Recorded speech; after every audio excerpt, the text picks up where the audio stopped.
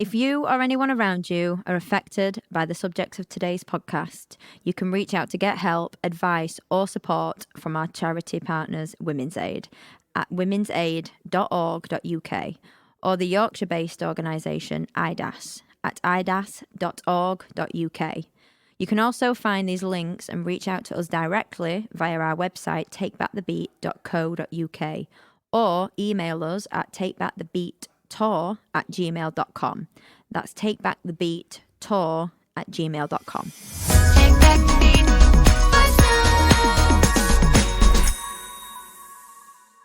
Hello. Hello, my love. How are you? Hello.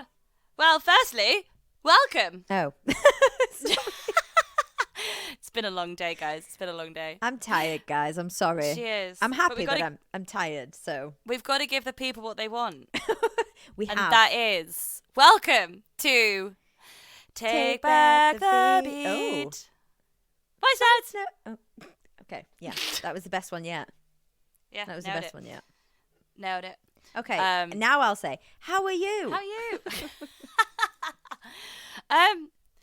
I mean, I do apologise for this episode, guys. My flatmate is teaching a ballet class literally like next door. Yeah. And because of the heat, I'm very much like stuck in a corner. So I do apologise if you can hear any sort of balletic music. I mean, it might be quite relaxing. I don't know. Yeah.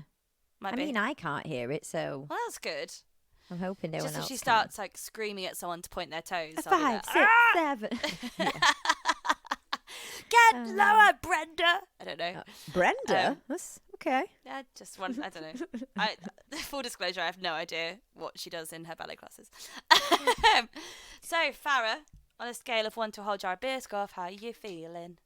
I'm good with the Biscoff. Okay.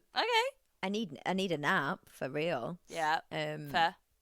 But other than that, I've just done a very long run of shows. But like two of them were in Scotland. So I did like, I'm not going to try and murder the name because No. it's not happening, but it begins with a B. Is it Berwick? Screw it, I said it. It's Berwick. Don't judge me. And then Sure. I drove to Edinburgh. That I can't pronounce. So, and then I drove so home wrong. that night. I haven't told you this yet, so I'm just going to tell you this Oh, okay. It's exciting. just typical story of a group of dickhead men who were at the services. Oh, no. So I was on the way back from Edinburgh. So I stayed the first night, obviously, because I was like an hour from the next venue. Yeah. Of And I course. was like, I'm not driving home to come back. So Nope. put me up, please. Thank you. So I stayed over and then drove to Edinburgh, did my show, and then I was like, right, home time. So I was driving, and basically it's like where I stopped was kind of like a services. I'm saying it in air quotes because it wasn't. It was like one of those that's like off the beaten track, just to, Yeah. claims to be a services, but it's not really. So this is like, I want to say like 2:30 in the morning. And there was like a white van there full of like, men who work on the motorway, basically, just like who put out red cones and like highway maintenance guys. Yes. That sounded like an insult, but it wasn't. It was like just men who put out cones on the motorway. Men like that do I the just was trying to cone think of the name of the job description, but It's like, not. It's not offensive. It's just we have no idea what they actually do. no, like they make my life hell. That's what they do. I'm pretty sure that they every weekend follow me and go, right, where's she driving this? Okay, Farah's on her way. Let's shut this fucking road off and divert Shut the her road. for 2 hours. But Yeah. that's another story. So I stopped and I didn't need fuel, but I just needed a coffee because tiredness. Caffeine. Tiredness kills, so they say. So Yeah. I stopped and got coffee, and I walked into the services, and 3 of the men turned round and literally just went, "Fucking hell!" Like no. Like there was no one else in the services apart from the guy serving and then 3 blokes, and then one of them Right. went, "Oh yeah," Ah. like looking at me. 3 stood looking at me. Let me tell you, if looks could kill, them motherfuckers would have been dead on the floor. I gave the best dead eye and like looked him up and down as if to say, "No, sir." Fuck like, off. what do you mean? Oh yeah, no, you wouldn't stand a chance. So bye. So It's what? just so intimidating. It's well, it so was, and that's the intimidating. thing, because I instantly, like, you know what I'm like, I was fuming, but then Yeah. instantly after I looked, because I'd looked at them like they were pieces of shit, like you know what Yeah. and instantly after that I panicked, because I was Yeah. like, oh fuck, I shouldn't have done that, because Yeah. they're going to be like, who are you looking at? Who are you looking at like that? Like, Are they gonna follow me? are they Are going to they follow? gonna It yell gave at me you? instant fear, because I was like, right, okay. So I'm stood at the coffee machine, which was, you know, perfectly placed next to where they were stood. Sure. And one of them, I don't know what they were doing. They were buying beer and stuff like that. So they were clearly just finished their shift. The guys were outside with the van door open, like all stood staring, like sat staring in. Sorry, and just basically one of them turned around and was like, "Oh, come on, mate, we need to go, because this lady's waiting, or this whatever." And he turned around and he were like, "Oh, sorry about him." Do you know, like trying to start conversation, and I'm thinking like, No. I'm just pouring a coffee. Like, fuck off. What do you mean you're sorry? Like, Yeah. there's not a queue. Like, there's nobody here. Yeah. So they were trying to make conversation, and I swear to God, I just looked at them like I didn't even speak an English language. I just looked through them. Yeah. Good I for you. didn't even acknowledge what they were saying. It's so infuriating, isn't it? Because it's like, why? Yeah. It's 2:30 in the morning. Yeah, It's and like, this services no. was in the ass end of nowhere. Like, No, thank you. dead. And the guy, I mean, the guy behind the counter, because my brain was like, why is he not saying anything? Like, oh, just come on, like, do you know what I mean? Yeah. But he looked as petrified as me. I'm not going to lie. Like, he genuinely did. There was just him there. Yeah, And of then course. they left. I paid for my coffee. I think I bought some face wipes, because I was like, this makeup's coming off right now. This needs to go. Yeah. But then they sat in the car park for ages with the door open, just stood looking at my car. Nope. So I got in my car, and I know they were going obviously back to the same way that I'd gone, that I was going, sorry, because the car was facing that way. So I then panicked and thought, well, now obviously I've basically, one, ignored him, two, looked at him like a piece of shit, and just like, Yeah. you know, done all the things that offend men who are trying to like Intimidate catcall us. you and intimidate you. So I've done all the things that equal assault. I was panicking because I was on my own. So Yeah. I got in my car, locked my doors, and then I thought, right, I was like, just have a minute, they'll go. They stood there and sat there for like another 10 minutes, just at the pump, and just kept looking over. I turned my light on because I was like, right, take your makeup off while you can. As soon as I turned my light on, they all, because obviously then you can see in the car, they were all just stood staring at me. So I had to turn that off, and I was so scared because I'm thinking, what are they waiting for? Are they waiting for me? Are they gonna come over? Like, it was Yeah. awful, and I was fucking fuming because I was like, I can't even say like fuck off and Fuck leave me off. alone, because there's like, I don't know how many were sat in the van. There were 3 in the shop.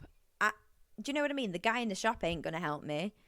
Yeah. And I shouldn't have to feel like that. So I sat in my car for 20 minutes, let them drive off, and then waited another 5 minutes so that they got in front of me. Do you know what the main thing I hate about that story is the fact you said I did all the things that lead to assault. Like, no, It's true though, we should isn't it? be. Yeah, no, it's so true, but it's a full pile of bollocks. Yeah. Like, you should be able to go, oi, no, fuck off. Yeah. Like, you're offending me, mate. But at the same time, we've learnt that. Look at that poor Zara girl. This is what I mean. These Yeah. are the women. The names literally go through my head. And I was stood at the Yeah. coffee machine thinking, Yeah. I could be in a real situation right now. Like, shit. Yeah. I could be the next statistic. Yeah. So, Yeah. to those men, fuck you. Fuck off. Fuck you for making me feel intimidated. So, yeah. So that's my story of the week. That's not great. So I'm not sure what I need for that. I don't think it's Biscoff. A A wine, fucking maybe? change in the world. A change. I need a motherfucking change. Do you know what? I actually I wanted to talk to you about this anyway and doing a separate podcast, but we might as well talk about it here quickly. Netflix I said I was never going to endorse them company on here because they earn so much money anyway, but here we are. Netflix have just released a documentary series, 3 parts, about Oh. Woodstock, Oh. right? I thought Woodstock, like summer of '69, like Yeah. happy, like love. I didn't know they then did Woodstock a couple more times. I dn't know this. No, I And didn't, as an artist, actually. should know that.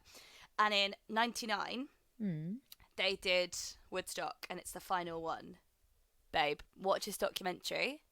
I've got so much to catch up on. I thought you were going to say the other one, which we will. No, you need to do the other one as well. Yeah, we will do. What's it called? I'm sorry, it slipped my Most mind. hated man in the world. Yeah, the internet's most hated man, or something like that.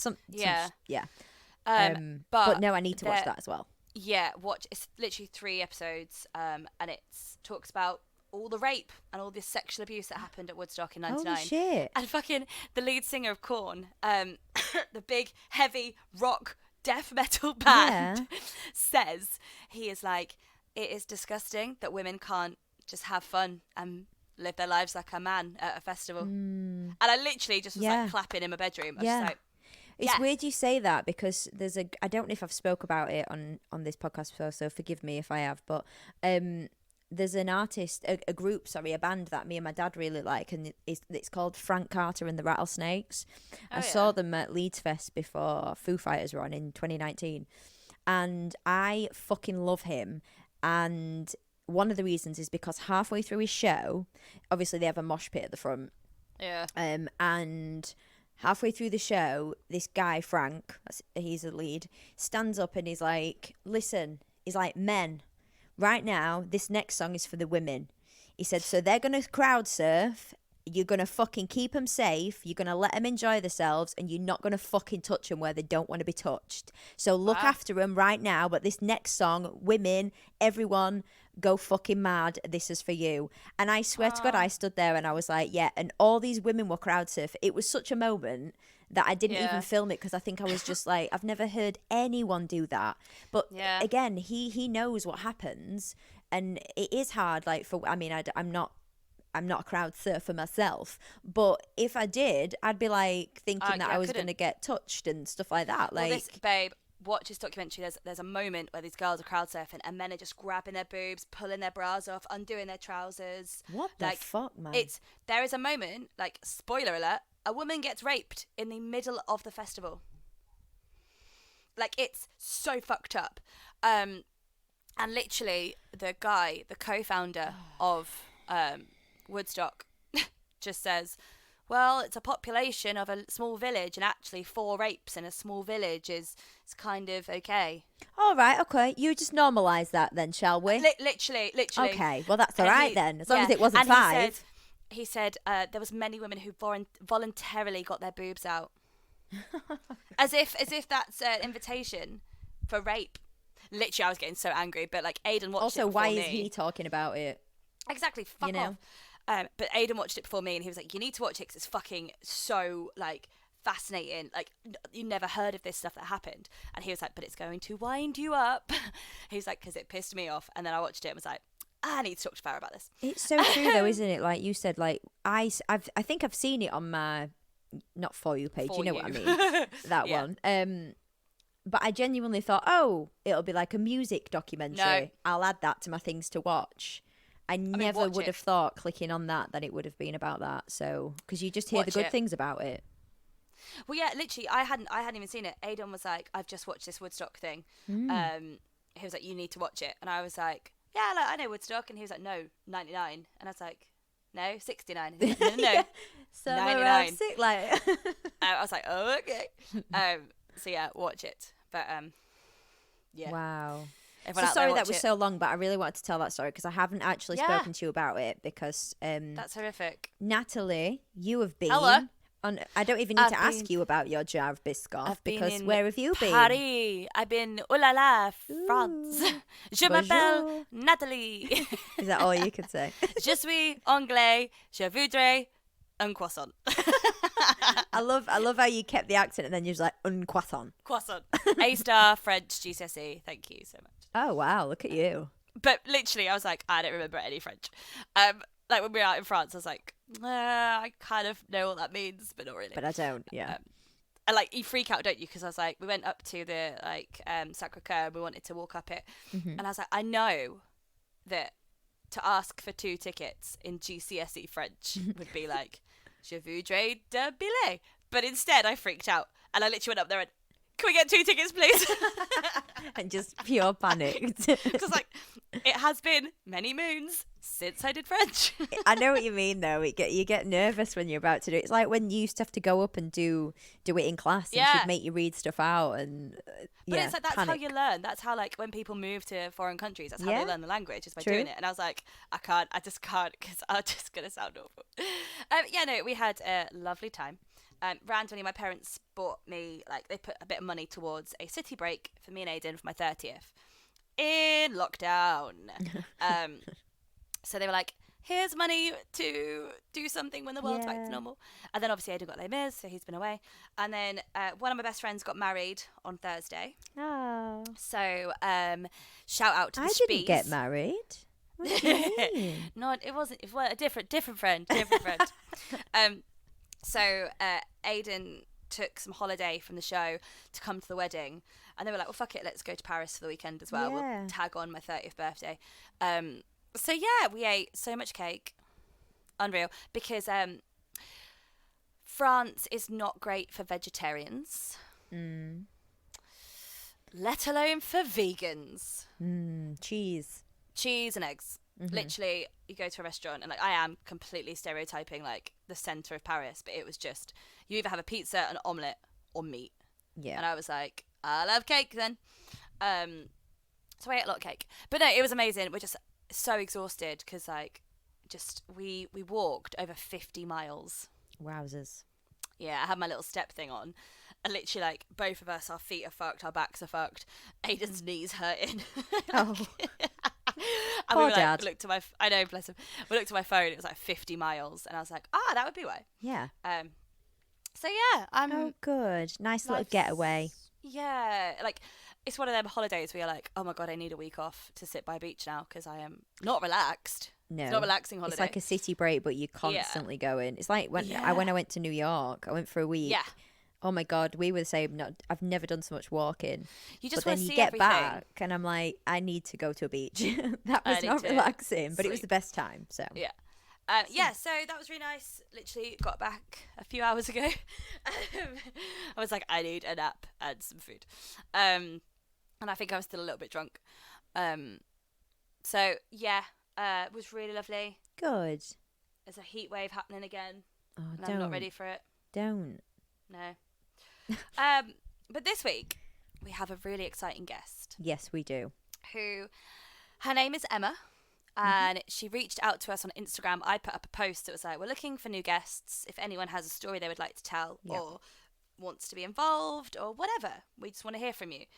And she messaged me and literally just said, hi, I've only ever told a few people my story and I would like to, I'm ready to share it. Yeah. And I was like, Farah, Incredible. we're on it. So we have Emma. Shall we bring her in the room? Let's bring her in. Okay, Emma, here we go. So we have the amazing Emma. Hey, babe. Hey. You guys can't see Emma, but she's in a fantastic play-suit. Yep. Nat's already I'm ordered actually it. obsessed with it. I know, I'm literally looking at it like, I need that play-suit. Are you okay, darling? How's your day? Yeah, good. I've been working and then I've been like a little bit anxious today because I knew this was coming up, but in a good way. Good, That's what good. We've been there. I saw you were at Truck Festival.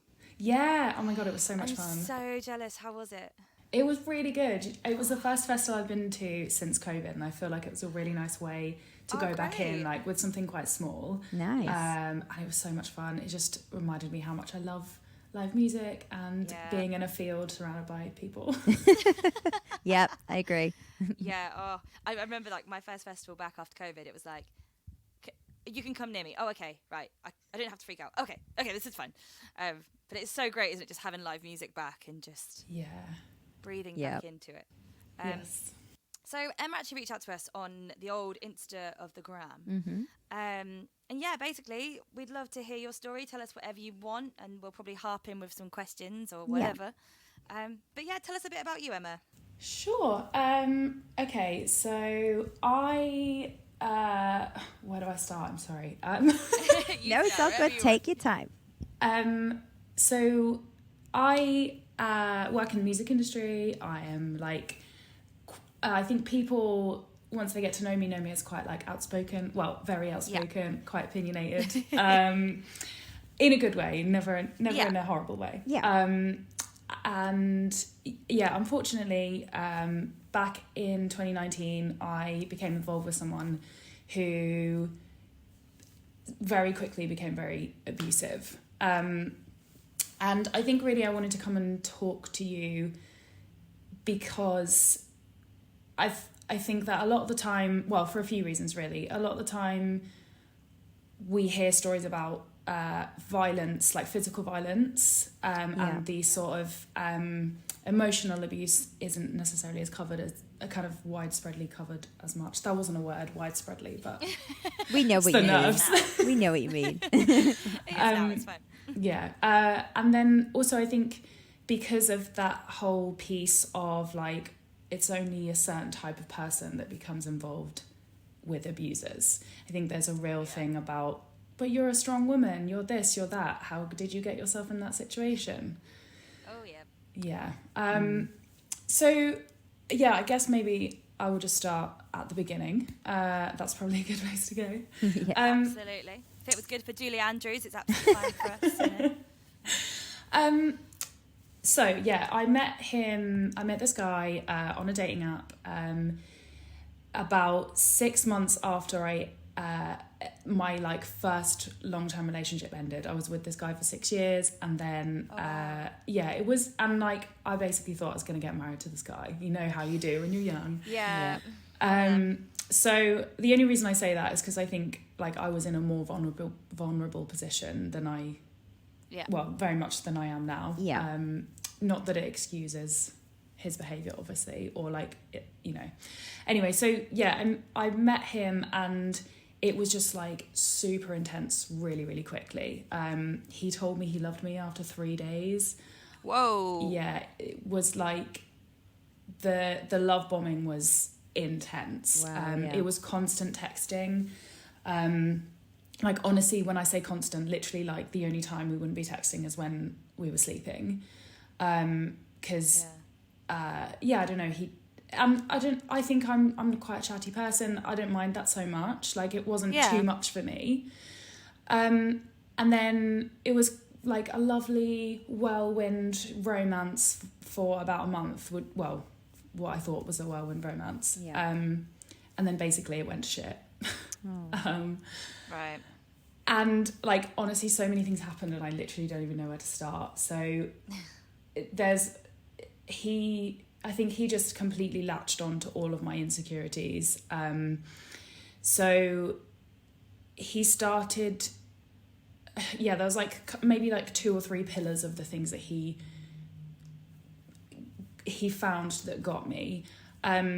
So the first thing was that he kind of started fixating on my past relationships and my past partners. Right. And he kept asking me really specific questions, like particularly about like sexual experiences, like did you do this with this person? What like honestly I do not want to go into graphic details obviously, but like it was honestly like specific like minute by minute recounts that he expected from me. And at the beginning it started off as just like flippant kind of questions like, oh, you know, did you do this? And I would like do some kind of random answer to just shut the conversation down, because I was like, well, this is, why are you asking me this? But I'll just give you something to shut you up kind of thing, you know. And then gradually maybe like two or 3 months into the relationship, he started to like quiz me back on the things that I'd said. And if ever anything was different, you know, if I'd said like, oh, this didn't happen or this did happen, and previously I'd said the opposite, he'd be like, you are a liar, you are a whore, you are absolutely unacceptable. Like it completely went from like 0 to 90 like real quick. So he's like testing everything that you told him before to see if you were telling the truth. Yeah, it was a test. It was honestly like the most intense test, and there's obviously no way you can pass a test like that. No. It's just ridiculous. And also, I mean, obviously I'm very aware that people listening to this don't know me, don't know who I am, but like Yeah. I'm a pretty I don't have a lot of experiences, you know. I'm quite innocent. However, he made me feel like really, really dirty. Wow. Yeah, it was God.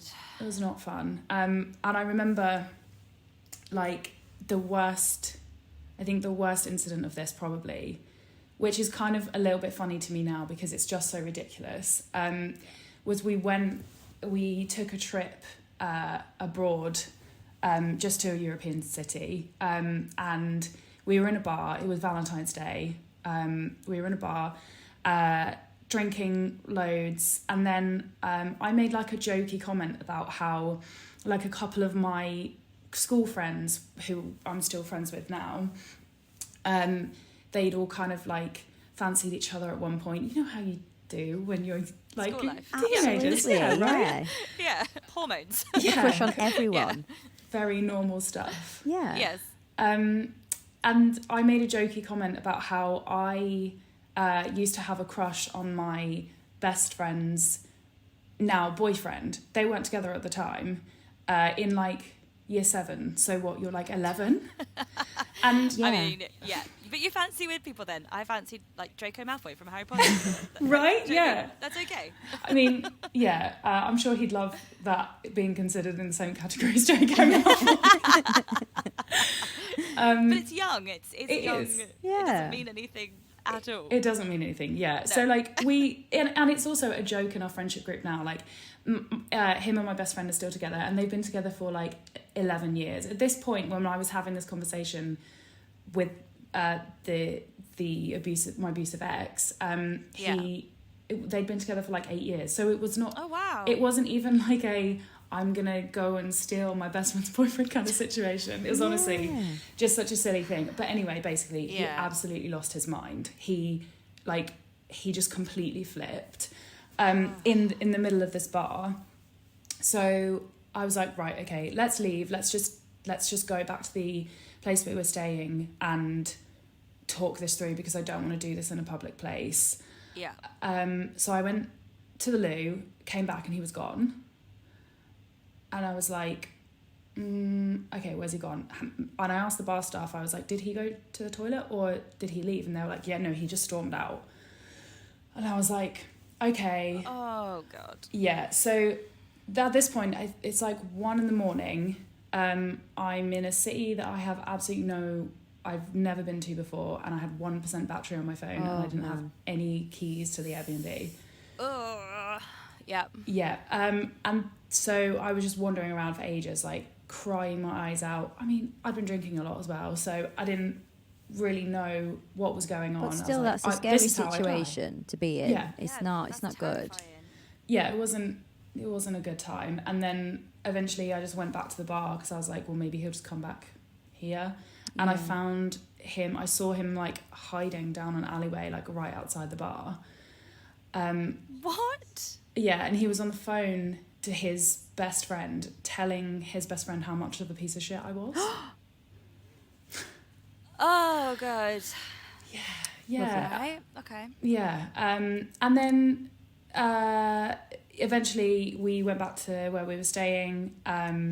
He packed his bags and left for the airport 3 times. He left and came back 3 times before, and each time was a worse argument, and like I don't even know how somebody in this place didn't come down and just be like, what the hell is going on? Yeah.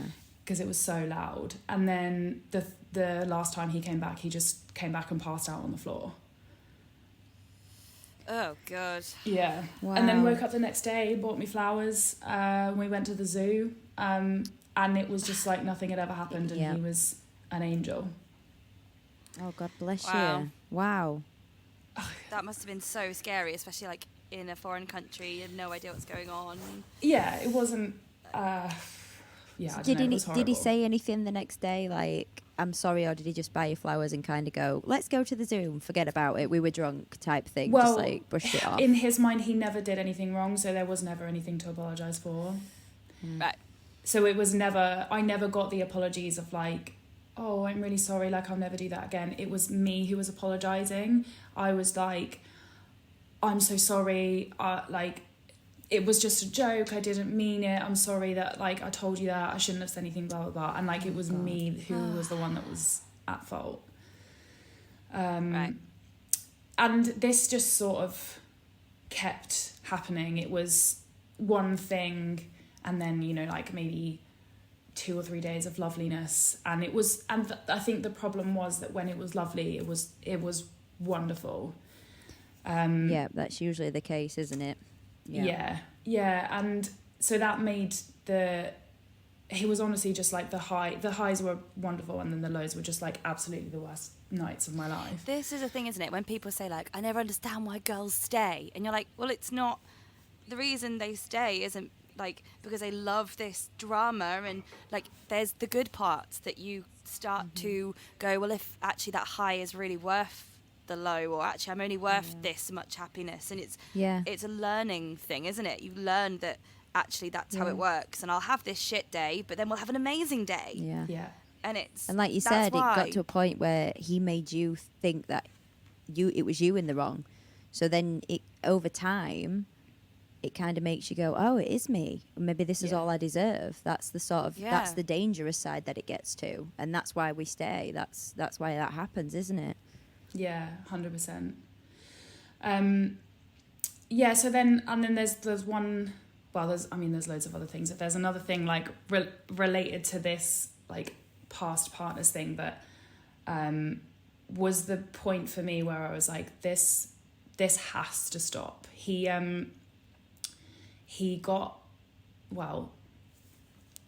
was acting as if he'd just been sent a voice note. And this voice note was of an intimate moment between what he told me was me and a previous partner. What? So I've only told the story to, like, my closest friends. I don't think even my therapist knows this. So just take your time with it. Thank you. So he, like, called me up to my bedroom and was like, listen to what I've just been sent. And I listened to it, and I basically just, like, collapsed on the floor, and I was like, I cannot believe that there's this out there in the world. This someone like that I've been with before has recorded me without my consent, and then like tracked down people in my lives and sent it to people, somehow tracked down my, like, current boyfriend and sent it to him, you know, like, all, like, my mind was honestly racing, and I was like, oh my god, like, my job is gonna find out. And then I was just completely spiraling, and I was crying so much, and he was just, like, babe, yelling at me. And then there was one moment in the voice note where I was like, hang on a minute, that's your voice. And he basically like, again, which I didn't consent to, had taken a recording of us together and pretended that he had been sent it from somebody else. Oh my What? God. Yeah, it was, like, probably one of the worst days of my life. It was awful, and I just thought, how can you do that? And I said to him, I was like, that's you, what are you doing? Why have you done this? And I can't remember exactly what he said, but he said something like, well, it made you think though, didn't it? I was like, what? Oh my days. That is just, there's too many levels of fuckery in that. Like, do you know what? Just a side note of that, but I hate, like, the instant reaction of a girl is, fuck my job, my friends, my family. We have sex. We are grown-ass women. We have sex. That is an okay thing. And it's like, well, hold on. You didn't consent to someone recording you, and yet you would be the one whose life would get fucked up. Yeah. Like, it's just such a fuckery, that in general. And then the fact that he's tried to pretend it's someone's, like, oh my God, babe. The lengths he went to try and, I don't know, prove a point. That's, like, sickening. Yeah. How long had you been together at this point? So this, I think, was probably about 6 months in. Jesus, wow. Yeah, and it had worsened because he, when obviously all of this was happening at the start of the pandemic, so he basically guilt tripped me into, when I moved out of London to go be with my family, he guilt tripped me into taking him with him. So we were like with each other non-stop, so I couldn't escape. Whereas in London, we didn't live together, I could just leave. Yeah. Yeah. Yeah. Oh And my was he like this, like around your family and stuff? No, he was so charming. It's that really classic thing. Like everybody liked him. Well, I think my mum was suspicious because me and my mum were like, mums always know, don't they? Mums always know. Yeah. My mum did, yeah. Yeah. But all my friends really liked him. I remember one of my best friends saying to me something like, oh, you seem so much brighter in this relationship. Like, you seem really happy. And I think it was things like that, which is obviously not her fault. She had no idea what she was saying, and I do not blame her at all. But it's things like that where when I was in those times where I was like, oh, I've got to end this, I was thinking, yeah, but people think I'm really happy, so why would I end something that I'm really happy in? And but yeah, it's he was just exhausting like, in yourself as well, isn't it? Like, you seeing him like that with your family and your friends, and then it's exhausting for yourself to try and put up this front, but then you also know that, you know, when that door closes, it's a completely different person that you're dealing with, but nobody sees it but you. It's absolutely exhausting. It's horrible. Yeah. But Sorry then you you had go, to well, go no one through will that. believe me anyway if I say anything, because they all see this charming, and look how happy I am and how charming he is. Why would they believe that anything is wrong? Mm-hmm. Yeah. Oh, mate. So, in the pandemic, did you stay together for the entirety of it, or? So we were together from like the very first time we were put into lockdown up until I think like maybe mid-July, when it got so bad that my mum was like, he's not staying here anymore, he has to leave. Okay. Oh, wow. Which obviously I understand, and I again do not blame her at all, because it was awful. I was a horrible person, and I can understand why she didn't want me in the house, to be honest. But for me, that was in my head just going to make it so much worse. Mm-hmm. Yeah. And to be honest, like, it didn't make it worse, but it also didn't help, because all I had was him on the other end of the phone, keeping me up until 4 a.m. I mean, I was working like a 9-to-5 job. Keeping me up, like telling me that he was gonna overdose. He was gonna basically multiple times he told me he was gonna end his life, and then I just spent hours trying to like talk him down. Oh God, So not fair. Yeah. did you ever? Isn't it? It's... Sorry. Go on, Farah. I was Completely going go. to say, did you ever tell anybody that he was doing that to you, or did you just kind of deal with it yourself and then carry on the next day?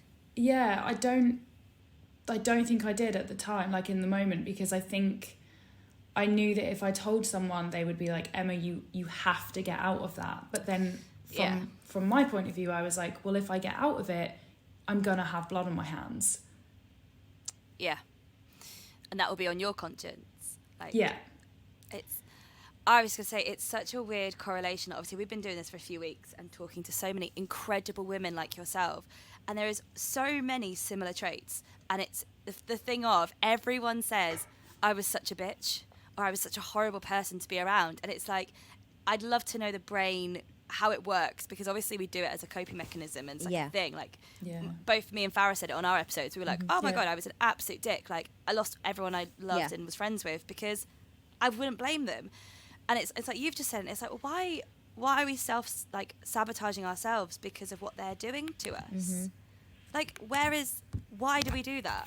It's that inner turmoil, though, isn't it? Because there's only you who knows, you and this one other person that knows exactly what's going on, and you can't tell anyone, and it just makes you miserable to the point of that's what you project onto everybody else, and you just look like a horrible human being, when actually you're in absolute pain, and it's Yeah. awful. I I'd also, don't wish it on like, anyone, that feeling. I'd love to know if actually you were a horrible person. Like, I remember in Farah's story, we talked about it, and you said you're like, oh, I was such a dick, I was so horrible. And I was like, I knew you then, and you weren't.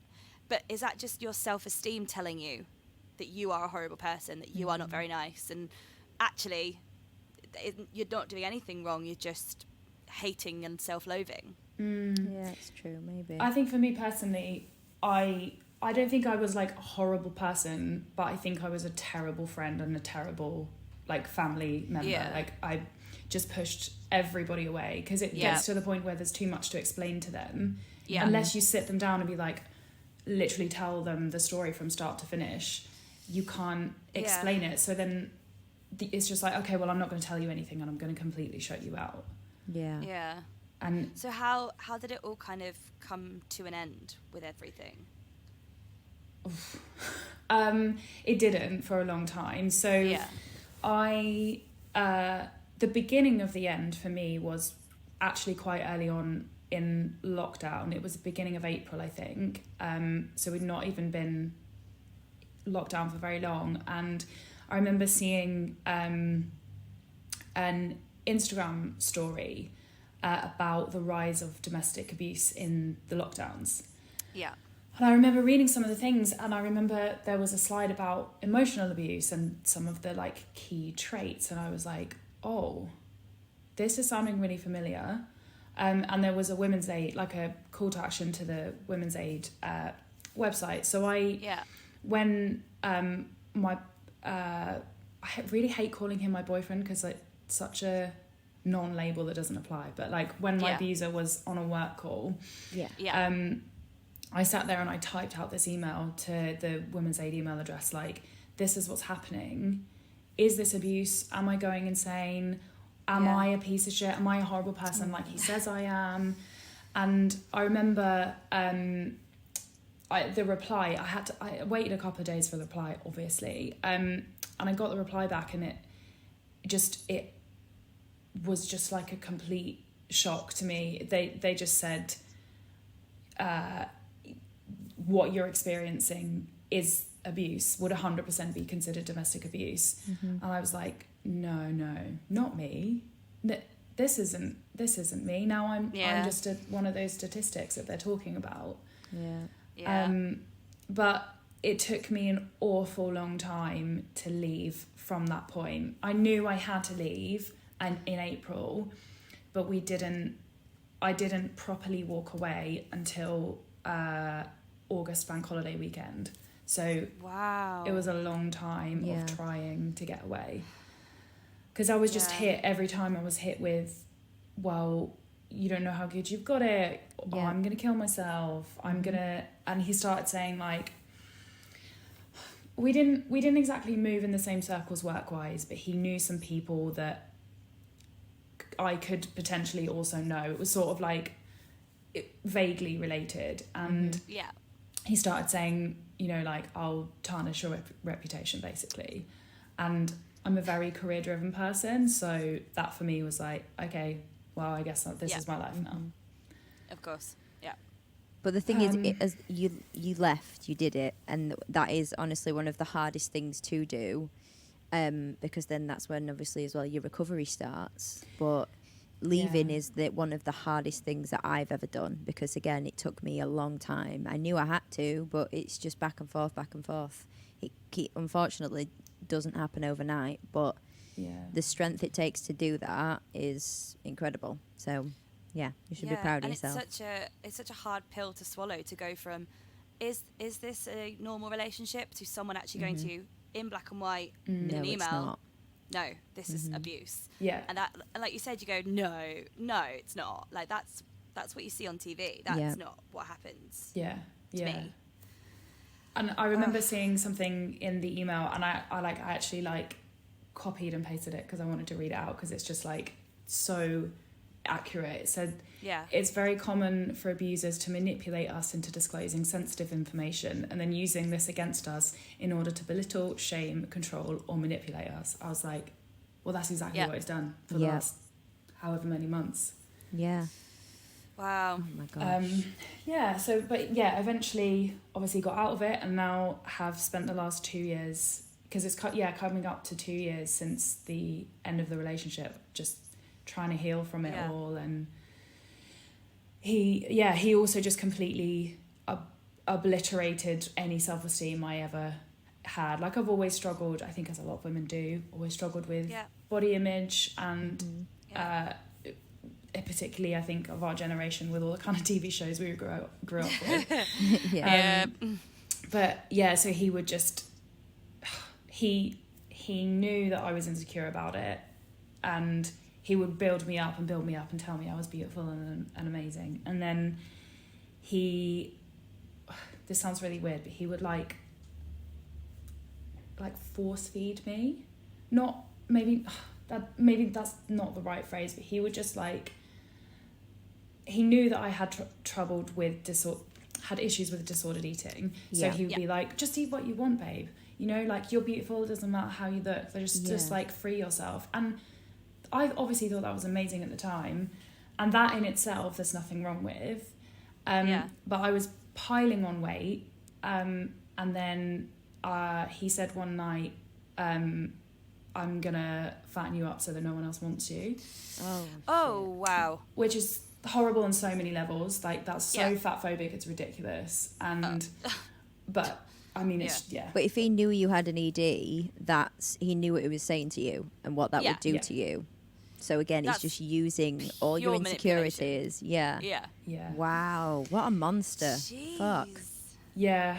And do you know, when it ended, I expected there to be backlash. I expected to have him messaging my friends and my family on social media. I expected, not that I wanted it, but I just expected it.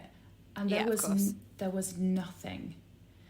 And on one hand, that's a massive relief, but also it's like, fuck, I could have left ages ago because you're doing nothing. Mm-hmm. Yeah, but it's that thing, isn't it? You don't know, and you get yourself such a state of going, he controls my life. And like you said, he was going to tarnish your reputation. He was going to kill himself. He was going to do this. Because you are a nice person and a good soul, and don't let that change that. You believed that, and you wanted what's best for him because you care for him. So it's that whole sense of, if you were completely selfish, you could have walked away ages ago because you wouldn't have given a shit. Yeah. But you're not. You're a good person, and it's almost like they use that and go, well, she won't leave me because I'm going to emotionally blackmail, and I'm going to, like you said, you're a very career-driven person. I'm exactly the same. And when it's that whole thing of someone says something about your career, you go, fuck. Even I had it with, when we started the podcast and the tour, a few people in the industry, management, said to me about they don't support these kind of political movements. Right. And it was very much like me going, well, actually, what's more important?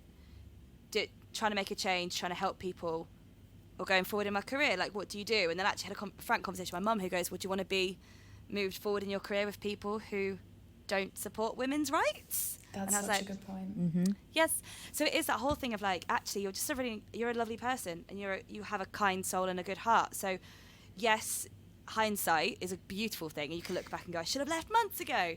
But you have to take your own journey in your own time. Yeah. Like, what was the moment that you went, right, I'm done, I'm leaving?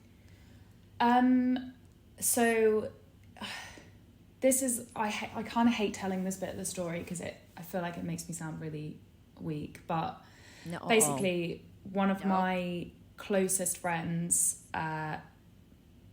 we were all having like a house party, we were all drinking too much, and he told me that he had feelings for me, and I was like, oh, amazing. And we'd had feelings for each other on and off for like, I don't know, the best part of 10 years.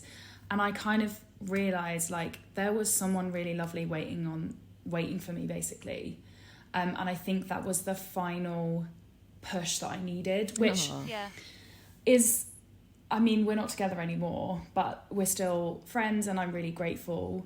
But I hate it because I don't want him to think it was like some rebound situation or anything like that. But like, I think knowing actually what actual love could look like with someone really nice, I was like, oh, okay, I don't need to put up with this. I can go and be really happy and be cared for by someone that isn't an asshole. Yeah. Yeah, that's nothing to be ashamed of. Like that's like thank God for that person for telling you that.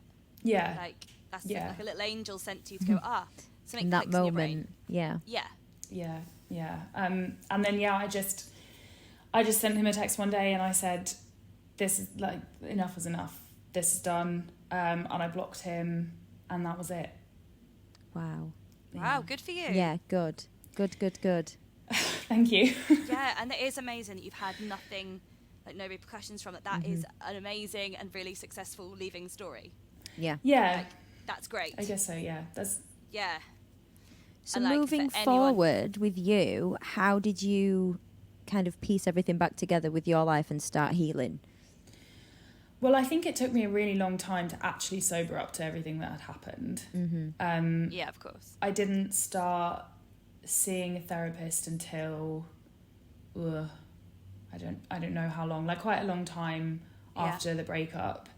I just sort of kept it all in, maybe told a few people a few things, and then eventually I went to see a therapist about like suspected body dysmorphia, and then it was only once we started talking when I actually opened up about the abuse, and it's taken a really, really, really long time. I've been seeing my therapist for a year and I'm still like nowhere there near. I remember, like therapy, everyone go get therapy. Yeah, let's just pause.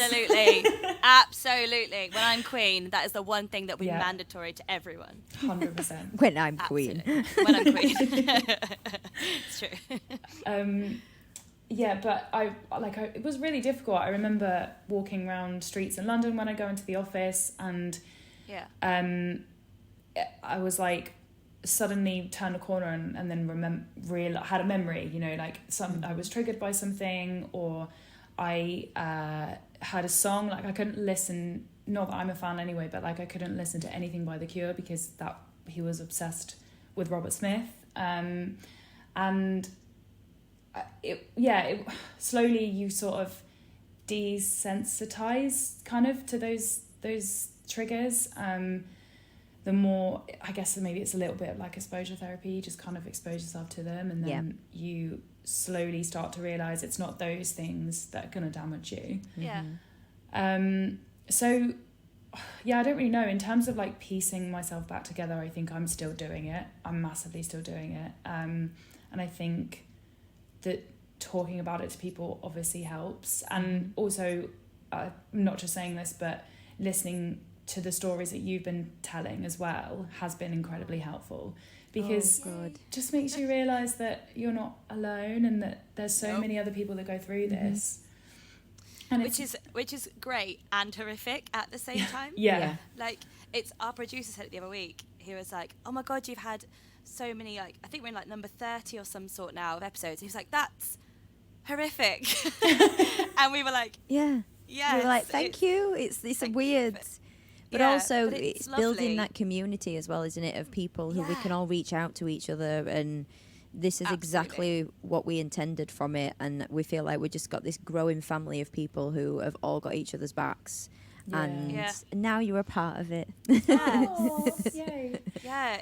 It's so horrific when you start to speak to people and you've been through similar situations, but then a part of you goes, oh, I feel like we have this connection now, and actually I'm not alone, and this didn't just happen to me, and okay, I can heal from this because you did. And it's quite a nice feeling. In a weird way. I think for me now the next step sounds really cheesy, but like the next step is actually starting to talk about it more widely, and I think I want to use my experience and do some good. Great. I work at a big company, and also like when I got this job, I got this job just over a year ago now, and it was such a game-changing job, and there was hundreds of applicants for this job, and I just didn't shout about it at all because I was in such a little, it was like a teeny weeny little mouse, and I didn't want to tell anyone because I was scared like he would find out that I was working here and all this stuff, and anyway, and so now I almost feel like I need to have like I don't want to say coming out because that I don't want to like take that phrase from a community that needs it, but it's like a coming out and being like, hey, I'm here again. I'm actually feel like me. Yeah, I've got this badge. Right. I went through some shit, but now let's try and do something with it and hopefully stop other people going through it or help them get out of it if they are going through it. Absolutely. Help and like them understand. And the horrific thing is like in our industry, both TV and film as well as like music, the performing arts whole section, like unfortunately there is quite a large number of people who have been through this, people that it is still happening to, people who are working who are known abusers, unfortunately. And so the more people that can shout out about it, and it is fucking amazing, like getting a job at, like, I don't know if we're allowed to say where you work, but it's a huge fucking streaming site. We won't endorse them any more than they need be. But let's just say everyone probably in the world has an account with them. It's amazing. That's incredible. It like, is. good for fucking you. Yeah. Thank you. Congratulations. Like, that's amazing. Yeah. Woo. Oh, thank you. Yeah, go get 12 cocktails and live your best life in freedom, babe. That's amazing. 1,000%. 1,000%. Like you said, this... Sorry. Do you openly talk about it now? Like, is it something you are, like, open with now? And do you talk to new people about it? Or is it very much kind of going to your old friends and talking about it?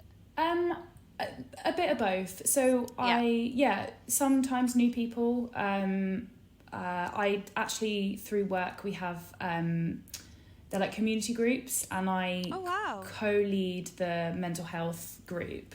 So that's amazing. Thank you. Yeah, that's great. It's a way basically to try and destigmatize everything around mental health, and what I would really love at some point is to do something around domestic abuse, because we cover a lot of topics, but I have never seen domestic abuse covered before, because I think it's still really taboo. Yes. And people are really keen to talk about depression and anxiety and personality disorders and everything, which is incredible. But there's still this massive... I feel like I can't be the only one. I mean, there's 10,000 people that work at the company that I work at across the world. I cannot be the only one that's had this experience. No. But there's nobody to facilitate those discussions. So, like, maybe that I kind of feel like that's something that I feel like I've got to do. I feel just really like compelled to say, we don't have to talk about this, but, you know, if you've gone through something like this, we're all going to sit in the cafe and have a coffee at 11 a.m, you know, kind of thing. Like, that's amazing. I love that idea. And it is like, it is really interesting you say that, because 10 years ago, I was diagnosed with depression when I was 18, so that was many moons ago. And I remember not telling a soul because I was so ashamed and so embarrassed. Whereas nowadays, it is a bit more like, oh yeah, I suffer with depression. Oh yeah, me too. What do you do to get through it? Like, it is more of a talked about thing. Whereas even now, when I tell people about the podcast, or I tell people about like my recent song that's all about this, and people go, oh, okay. Ugh. And you're like, no, it's fine. They don't really know what to say, do they? They're like, oh, okay. Are you all right? Like, yeah. It's almost like people like are scared to catch it from you, like when you talk about it, and you're like, it's fine. Like, we're cool. So that's an amazing idea, and that's also great of the company that are doing that. Like, yes, companies for actually looking after the mental health of your workers. I mean, it's an American company, so I feel like that's probably why, because everybody in America is like, go to therapy, but so if we can start spreading some of that over here, that would be great. Absolutely. I totally agree with this. It shouldn't be something that any of us are ashamed of. Like, we're all survivors, so we're all strong ass bitches, if you ask me. Yes. So I don't know. I'm not ashamed of that, so I want to talk about it. It is always funny though when you are with someone who's a bit awkward about it, and you start talking about, like, especially like me and Farah talk about the podcast, and you just see certain people like, oh, I don't know where to look, and I'm a man, so therefore I am responsible, and you're like, no, I don't hate all men. Like, that's not the point of this. I love men. I really love men. It's okay. Like, it's fine, guys. That is so amazing. I'm so proud of you. Like, obviously we just met, but this is so, like, what a story. Like, this is really recent. Like, really fucking recent. Yeah. And not only was it through a fucking pandemic where no one had any idea what was going on. No. like, you've come out the other end of it, got this huge, incredible job. You're sat here with a smiling face talking to two strangers about your experience. Looking you make me incredible cry. in your jumpsuit, like living your best life. The most like, glorious come on. outfit. Like, good for you. Like, that's... Thank you. For anyone listening out there who is thinking of getting yourself out of these situations or needing a push, like, you are an absolute representation of that. Mm-hmm. Like, it's amazing. Like, Oh, thank you so much. look at what you randomly messaged us. Like, Yeah. I love this, that you were like, we got a message from Emma that was literally like, I'm ready to tell my story. And I was like, hell yeah, come Yeah. on, let's do it. Yeah. Like, that's amazing. Like, yes. I honour your courage. Go, girl. Oh, Absolutely. you are so sweet. Thank you so much. No, No, thank you. thank Thank you. you. Thank you. Yeah. Because And, this will like, help keep somebody us- else listening. So thank you. Absolutely. Yeah. And do keep us updated with like your work stuff. Like if you do end Yes. up trying to, if there's anything we can do to help with the whole talking about domestic abuse in your workplace or whatever, Yeah. like Let us it'll be know. great to hear what you're doing. That's amazing. Live podcast. Yeah, Yes. we're We'll there. come down and have a coffee. Well, thank you so much, Emma. We won't take up any more of your evening, but you are an absolute dream. Thank Oh, you. thank you Thank so you, much. So are you darling. both. Mwah. Thank you. Yay. So that was the amazing Emma. What an incredible woman. Wow. Like, just legend. You She know, was, like, obviously you guys can't see 'cause you can't see the video, but Yeah. she was such, like, the second we got on, I was like, she's, you know, when you get an energy from someone, yeah. and it wasn't just the amazing play suit she was wearing. Just she looked really happy and Yeah. lovely. I'm just What an egg. like, I think halfway through that, when she was talking about lockdown and stuff, and then you said, "Oh wow, this is recent." You know, the Yep. strength. It takes strength to tell your story, regardless, and I'm not taking that away from any survivor. But the fact that she's already come as far as she has Yeah. in herself, in her career. She's all down for therapy, all these incredible things. And then she's like, right, okay, I'm going to speak to two complete strangers and tell my story Tell him. to help other people. Yeah. After the short amount of time, like, honestly, we cannot thank you enough. And I think you're an incredible Yeah. person. So thank you And so I love much. that, like, she wants to use it for the good. Mm-hmm. Like, that's just really beautiful. Yeah. And, like, just, yeah, massive round of applause Yep. for Emma. Yay. And I hope, Emma, you do go and you celebrate all the incredible things you've achieved. Yeah. Like, And absolute don't forget queen. to invite us. We'll be there for And- cocktails. Absolutely. I mean, I'm very hungover now, so no cocktail for me right now. Not yet. Maybe no. a coffee. Bless you. Oh, that was lovely. So yeah. Yeah. Do you have a win of the week? No, I don't think Apart from so. the fact you didn't get killed in a service I station. mean, yeah, the fact that I'm still alive and I didn't become another statistic in a services. Yeah? That's great. That's a great win. I know it sounds like I'm taking the piss there, but that's an actual But actually, statement. it's terrified. Yeah. Yeah. I mean, so I'm alive, so that's great. Yeah. What about the only you? win. You've I'd- got to I'd have a win kinda of the week. say- You've just been to bloody Paris. I know, but that's a whole weekend of wins. Like, I can't really be like, we had a so romantic time. Like that. All right, stop I've- showing off. I know, I'm so This sorry. ends the But- podcast. I'm joking. I would actually say, like, it was. So I mentioned in like the intro, I went to one of my best friend's wedding. Mm-hmm. I say best friends, like we were really close. I've known him for 16 years. Wow, 16 years. Like, that's fucking half my life. I've known this dude. that's crazy. And like, you know, when just someone's like, I actually talk about him in my episode. He is the one who walked in Yes. in the bedroom. Yes, he is. Yeah. We've been through a lot, like lost parents, relationships, hairstyles, and I got an invite to his wedding and his incredible fiance, and they have a baby now. And Yeah.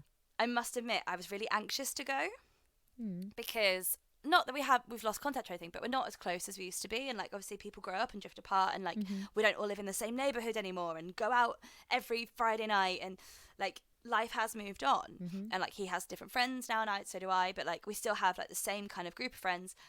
But I had that anxious belly of like, oh, am I going to feel really left out? Am I not going to feel part of it? And actually, it was a really fun, crazy day. Like, it was basically, they had like a gig in the evening. Like, I got up and did a fucking Britney Spears song. Oh, I saw was- that. It was ridiculous. It was lovely. They just had like all of our mates who just played instruments. So like, right, who's up next? Who's doing this? Like, I what's love happening? that. And actually, like, I spoke to someone I've kind of known on and off for a few years, but not really known. And we had a really nice conversation. And then saw, like, really old friends I have not seen in years. And I just kind of left and was like, that was really nice. Like, to kind of see all these people again. And, like, I messaged Ashby, who's the guy that got married, and just said, like, I miss you. Like, I'm going to make more effort because I actually had such a laugh. And I felt 18 again. Oh. I mean, the tequila probably helped that. But, so that was kind of my win of the week, of just kind of going, like, actually, I was really anxious to go. Yeah, and, like, usually Nat Gray, obviously I always put on, like, a facade and pretend I'm not anxious anyway, but, like, I probably would have, not that I would not have gone, but I'd have been like, oh God, can I get out of it? Can I leave early? Oh, God. And I didn't, and I had a great time, and it just shows that sometimes anxiety lies to you, doesn't it? Oh, yeah, it's the biggest fucking liar in the world. Yeah. So I had a lovely time. Oh, good, I'm glad. Me and my sister got quite drunk. I feel left out, I'm not going to lie. Yeah. Me and you haven't been drunk for a very long time. And babe, I haven't been drunk in ages till this weekend. And then literally, Aidan came and joined us for like the end hours of the wedding. And then we got in a car. Obviously, he didn't drink. He drove us to the airport. I went to Paris. Oh my God, I love that. Like, literally my wedding dress and heels. And you're from just the wedding drunk, like tequila happy. Love that. I was like, oh, this is hilarious. So that's my win of the week. Oh, yay. Reconnecting. Love that shit. Absolutely. Right. Well, we're going to love you and leave you guys. I'm going to go have a beer. Try and stop me. I'm going to order a curry. Do it. Now, I want a curry. That was the pause. My brain went, ooh, beer and curry. Curry. Oh, yeah, that goes together. Yeah. Doing it. Okay. Right, we'll see you next week, guys. We love you loads. Love you. Bye.